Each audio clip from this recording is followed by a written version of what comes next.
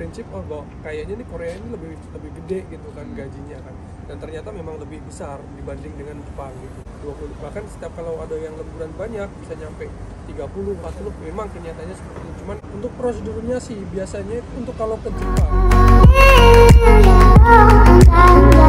Bro, Halo. sehat selalu. Alhamdulillah sehat. Dan Mas Kaipai ini dulu itu penerbangan sama saya teman-teman ke Korea ya tahun Satu berapa? prelim ya. Satu prelim. Satu prelim.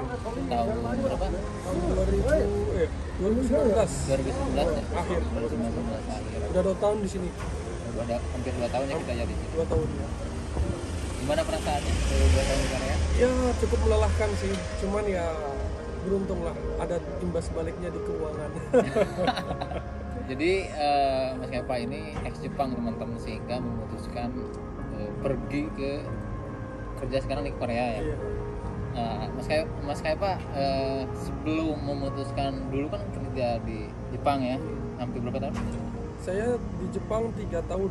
3 tahun. 3 tahun. Terus pulang ke Indonesia. Pulang ke Indonesia, terus habis itu melihat situasi Indonesia masih perekonomiannya masih ya kayak gitu doang, masih belum stabil lah. Akhirnya memutuskan untuk berangkat kerja di luar negeri lagi gitu. Terutama ke Korea ini. Ke Korea ini.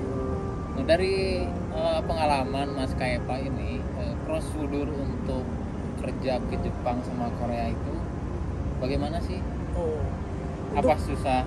Apa prosedurnya susah ke Jepang? Apa susah ke Korea gitu? Untuk prosedurnya sih biasanya untuk kalau ke Jepang itu rata-rata memang prosedurnya itu biasanya untuk kalangan pemagang ya, untuk kalangan pemagang, dan itu tesnya emang agak ribet juga tesnya itu. Butuh berbagai macam tes, harus ada lari 3 kilo waktunya 15 menit, push up, sit up, ada tes matematika dan sebagainya, dan ada pendidikannya. Itu untuk magang ya, magang ke Jepang.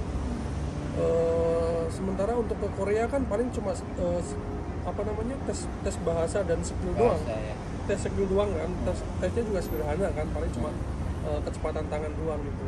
Memang ribet sih untuk yang berangkat ke Jepang, cuman kalau di Jepang itu ketika udah lulus itu udah pasti pemberangkatnya itu udah nggak harus menunggu lama gitu kan. Kalau Korea kan meskipun itu udah lulus pun kadang kita harus menunggu kan, SLC turun, terus masa tinggal turun gitu. Jadi kalau Jepang itu lebih real, tapi kalau Korea itu masih kadang kita masih mengambang meskipun udah lulus gitu.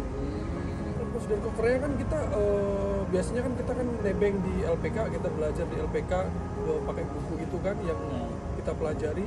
Kemudian kalau misalkan dari program pemerintah G2G itu mengadakan tes, terus kita ikut, biasanya itu kotanya itu sangat banyak banget yang ikut.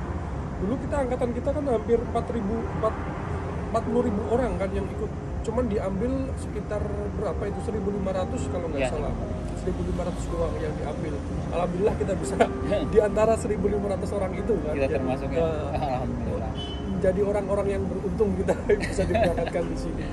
Iya. Ya cuma itu aja. Dan kebetulan juga kita begitu lulus langsung diberangkatkan. Tapi banyak juga teman-teman kita yang di antara 1.500 orang itu masih belum bisa berangkat.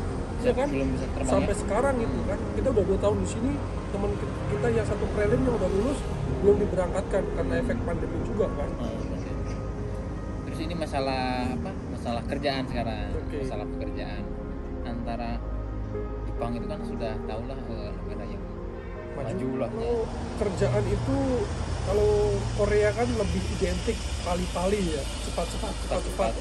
Cuman kalau masalah safety untuk kenyamanan pekerja, untuk keamanan, keselamatan para pekerja itu biasanya lebih unggul ke Jepangnya. Kalau Jepang itu biasanya safety banget, bahkan setiap perusahaan itu selalu ada tim keselamatan. Jadi kerjanya cuma memantau orang-orang yang misalkan kalau kerja itu nggak memenuhi peraturan gitu, nggak pakai misalkan kalau kerja di bagian tinggi-tinggi gedung atau apa nggak pakai sabuk pengaman, ataupun kerja gerinda nggak pakai kacamata, itu ada tim sendiri yang mengelilingi, memantau gitu. Jadi memang harus safety banget kalau di Jepang. Cuma kalau di Korea kan nggak terlalu safety-nya itu nggak terlalu bagus gitu buat para pekerja, khususnya bagi pekerja asing seperti kita ini. Masalah upah gitu, upah. Ada yang bilang sih Korea lebih besar, ada yang bilang juga Jepang itu lebih besar. Terus yang pernah ngalamin di Jepang itu sebenarnya yang real itu yang pernah ngalamin Mas Kaifa ini besaran mana sih? Betul lah.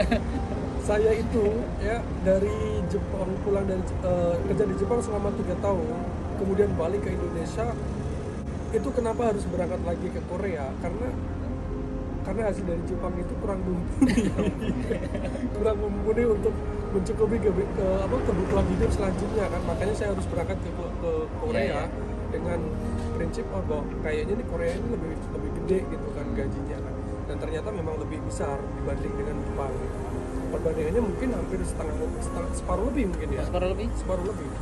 Kalau maaf ini ya, mungkin kalau dikursin gitu, karena dulu saya di Jepang itu magang, rata-rata itu perkiraan antara gaji setiap bulannya itu kalau dikursin sekitar 11 gitu kan.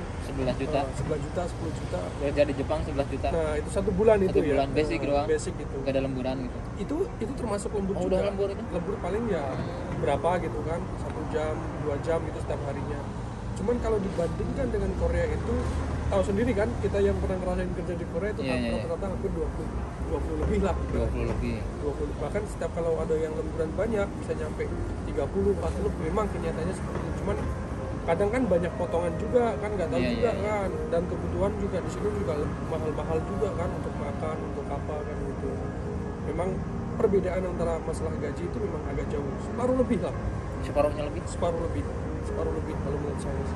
Terus dari masalah gaji ini, biaya hidup hidup di Korea sama di Jepang besaran mana sih? Justru kalau biaya hidup malah padahal di Jepang itu ya gaji cuma sedikit, tapi biaya hidupnya justru lebih gede. Lebih gede? Iya. Kita bisa rata-rata itu kalau di Jepang itu ya, untuk warga asing terutama orang Indonesia. Kebanyakan teman-teman saya dulu waktu di Jepang itu, untuk naik kereta aja itu dia harus nembak. Itu dalam tanda kutip dia nembak itu, dia misalkan perjalanan jauh yang habisnya 5.000 misalkan, kita beli tiketnya tiket dasar gitu. Tahu kan? Tiket yang murah gitu kan. Atau misalkan kita berangkat 3 orang cuma beli 1 tiket doang karena terlalu mahalnya biaya transportasi di sana. Sebenarnya sama sih ruang lingkupnya ya, cuman karena memang gajinya di sana itu lebih sedikit, sehingga menurut kita itu lebih mahal biaya hidup di Jepang gitu. Kalau di sini kan biaya hidup mahal pun gaji kita gede kan, seimbang gitu. Budaya Jepang itu memang lebih bagus ya, mungkin lebih bagus dibanding budaya kita sendiri mungkin ya. Karena saya juga udah lama juga hidup di sana, tahulah mengerti budaya, bagaimana cara membuang sampah, terus mengantri dan sebagainya, kesopanan terhadap orang asing khususnya ya. Bagi kita itu kayak memang bukan dianggap remeh gitu loh. Kalau di sini kan, di Korea kan kadang kita itu semacam ya kayak apa ya, semacam kuli gitu loh kan.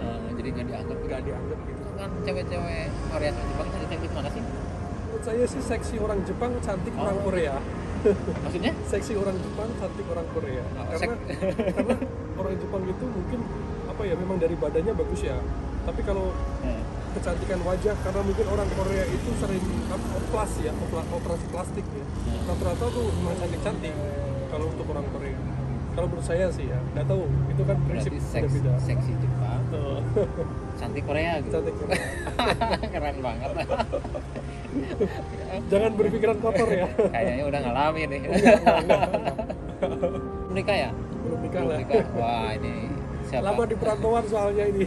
Siapa yang ini masih jomblo teman-teman. Ini masih jomblo, udah pernah kerja di Jepang, Korea, pokoknya udah mapan lah. Masih banyak belajar. Siapa yang tahu yang berminat, daftar aja lewat sini. Instagramnya apa? Instagramnya masih aktif. Instagramnya Kaifa_Hazli. YouTube-nya Kaifa Hazli.